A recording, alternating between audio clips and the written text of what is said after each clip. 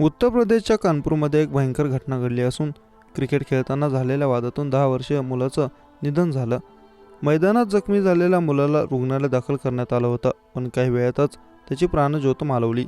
Cricket खेळताना 2 मुलांमध्ये वाद झाला, त्यातून ही घटना घडल्याची माहिती उघडकीस आली।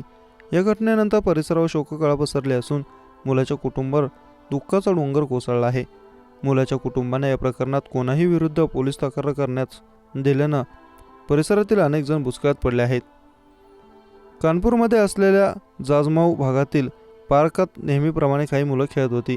एकता पार्कमध्ये राहणारा 10 वर्षांचा मुलगा खेळता खेळता मैदानात पडला। त्याला रुग्णालयात नेण्यात आलं, पण डॉक्टरांनी त्याला मृत घोषित केलं। 10 वर्षांचा अरिस गोलंदाजी करत होता, त्यावेळी 11 वर्षीय अरहनची फलंदाजी सुरू होती, तेव्हा 9 बॉलवरून दोघांमध्ये वाद झाला। सुरुवातीला त्यांनी एकमेकांना नावांवरून चिडवलं। हळूहळू वाद एवढा वाढला की थोड्याच वेळात त्यांच्यात बाचाबाची धक्काबुक्की सुरू झाली। शाब्दिक चकमकीचं पर्यवसन काही वेळात हाणामारीत झालं। अरहननं अरिसला मारहाण करण्यास सुरुवात केली। त्याने अरिसला बुक्के मारले। अरहननं लगावलेले ठोसे अरिसच्या छाती आणि पोटावर लागले।